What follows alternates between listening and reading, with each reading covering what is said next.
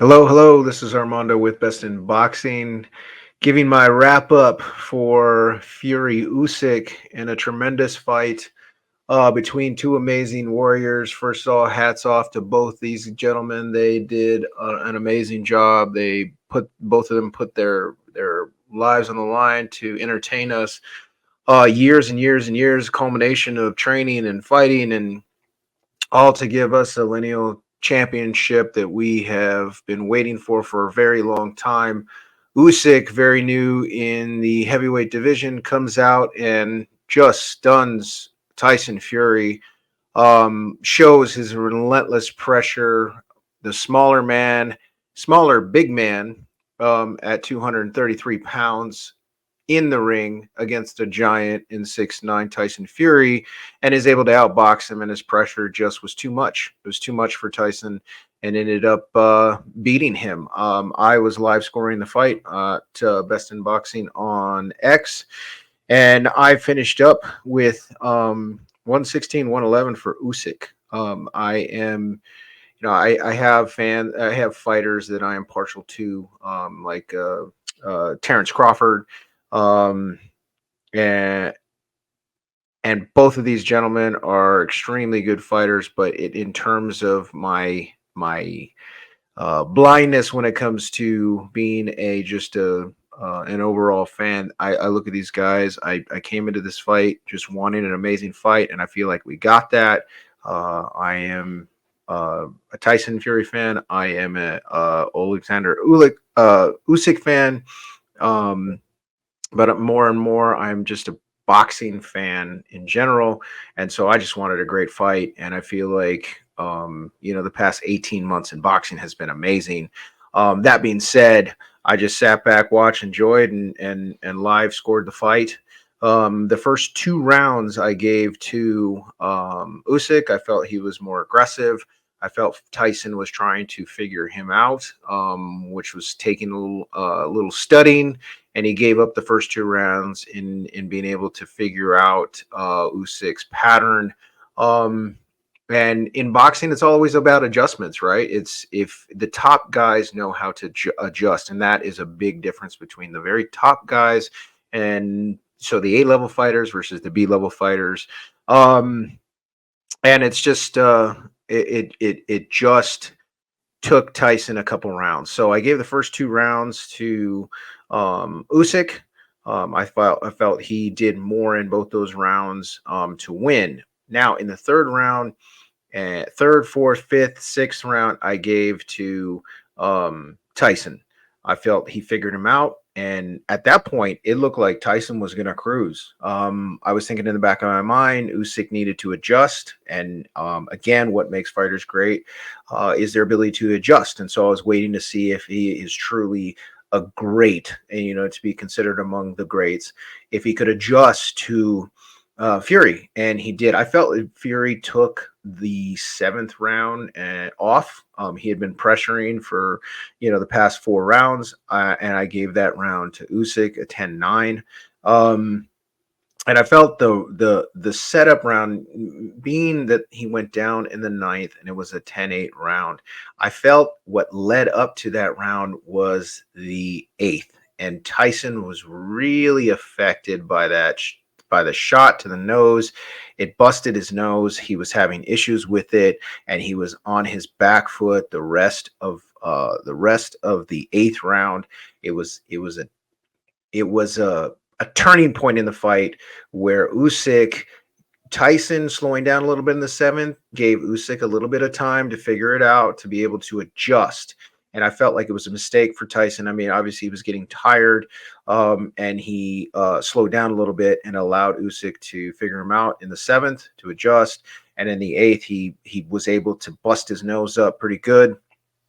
And then, of course, the ninth, which was an amazing round. It was something that um, obviously changed the fight for the rest of the night, and made the fight Usyk's.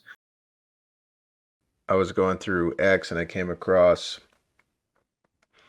Al Bernstein's tweet. Al is a former Showtime analyst, and So he's well versed in boxing. So his tweet read, "Rewatching this, I'm changing my opinion on Mark Nelson, who was the referee. He did save Fury by calling this knockdown. At that point, yes, Fury was held up by the ropes after a punch, so it was a knockdown. But the same thing happened about 5 seconds earlier, and he didn't call it. He did it here, and honestly, it looks like a blatant attempt to save Fury." I completely disagree with Al. I watched that round particularly multiple times for this video, and at no point did Fury's knees buckle like they did when he started to count him when he went down. The ropes, I mean, the fighters lean up against the ropes, and that's just the way it is. As far as the movement, he was still moving around, regardless of whether he was there or not. His actions were showing a fighter who was still trying to stay in the fight. He did bring his hands up, he did move around, he tried to get away from Usyk, and then when his knees buckled and his weight carried him over into the down up against the ropes, that's when the ref stepped in. I don't see a controversy. I've seen crazier things happen in the ring from referees, um, and this is just not one of them. If Fury, if Usyk had more time, then yeah, he probably would have gotten Fury out. But we say that a lot in the sport, and there's 3 minute rounds for a reason, and the sport is designed to have those 3 minute rounds, and you have 3 minutes to knock a guy out. And if you can't do it in that 3 minutes, then the guy gets a minute to rest, and that's what happened. Usyk dominated the rest of the fight. Fury's corner clearly made the wrong call by not telling Fury that he was down on the cards. A fight this close, if you're a cornerman, you have to push your fighter. I felt like Fury was screwing around in the 12th, which essentially lost him the fight. It would have been a draw if he would have won that. He was half out of it. He's concussed. The corner should have taken the time to tell him, "Hey man, you need this win. You need the round. Take this guy out." It seemed a little confusing in the corner because you had Tyson Fury's father yelling instructions. It didn't make sense. He wasn't the lead. It it it's one of those cases where his father possibly hurt him, and that he wasn't. If you're concussed, you're in a corner, you got a minute to recover. You've got your lead trainer. You've got, in his case, he's got his father yelling at him. It just didn't make sense from a professional standpoint at the highest level of the sport to have his father involved in that corner. And of course, he got the wrong instructions, and he thought he was winning the fight.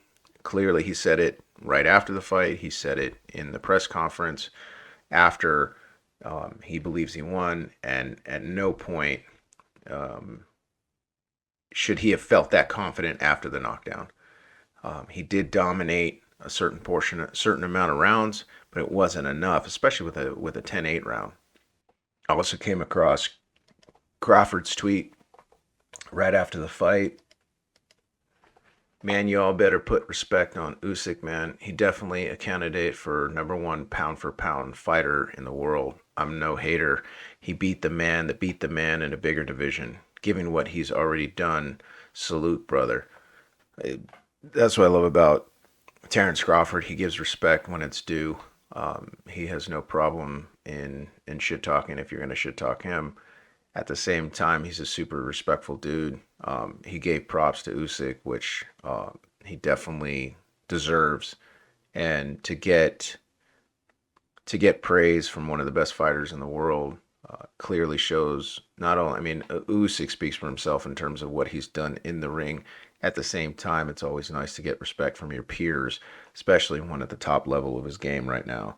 It was really cool of Terrence to put that out there and give respect to Usyk, who clearly deserved it. Who, Usyk was hurt in the fight multiple times, and his toughness and his skill set and just years and years of preparation for that moment, he took full advantage of it and was able to overcome Tyson Fury, which was surprising. Tyson Fury is a gypsy. He's obviously called the Gypsy King. He's a gypsy. His father's tough. He comes from a tough family, tough upbringing.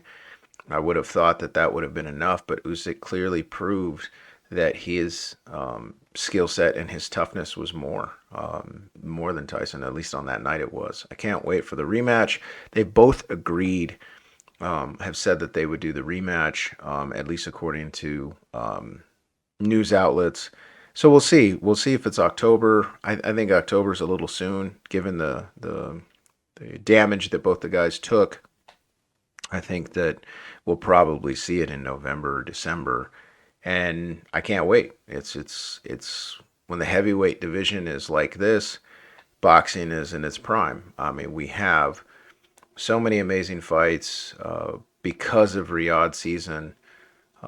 All the money that they're putting into this, I believe Tyson received 100 million for the fight, and the money's there from the Saudis to pay for these fighters and the fights that we want to see, and we're going to get more of them. So it's a good time for boxing. It's actually a great time for boxing. If you guys agree with me, great. If you don't, put your comments below. I would love to hear what you guys think about what happened in the ring, what happened after, and do you guys want to see the rematch? So let me know. Like, follow, subscribe. Appreciate you guys listening this long.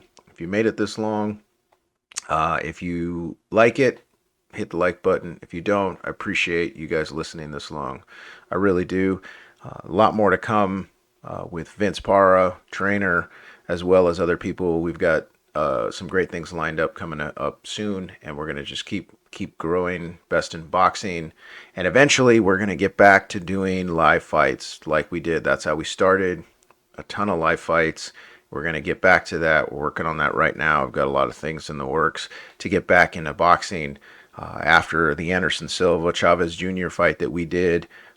Took a big hit financially, and now we're coming back and putting it all back together with a new game plan. So definitely subscribe and follow the journey. Thank you.